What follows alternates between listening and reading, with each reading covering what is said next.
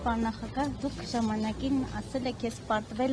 ես չեմ պարտվել սրանց, ես պարտվել եմ շատ ավելի ուժեղ մարդկանց, շատ ավելի մեծ ուժերի, բայց չեք նշել, թե կոնկրետ ինչ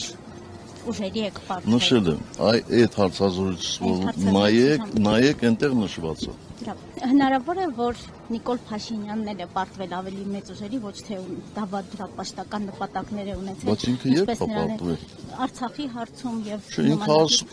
Ինքը ասում է մենք հաղթել ենք։ Չէ, դե դուք այդպես չեք կարծում, չէ՞։ Իհարկե չեմ կարծում, ոչ թե պարտվել է, այլ կապիտուլացվել է։ Իսկ ինքը Արտաքին ուժերը չէին կարող մեզ կապիտուլացնել։ Իսկ ինքը ինչ դերակատարություն անեցել որպես, ինքը օգնել է, որ դուք պարտվեք։ Չէ, ես չեմ ասում ինքը դերակատարություն չի ունեցել, բայց իր ուժը, իր ջանքերը բավարար չէին, որպես իշխանափոխություն լինել։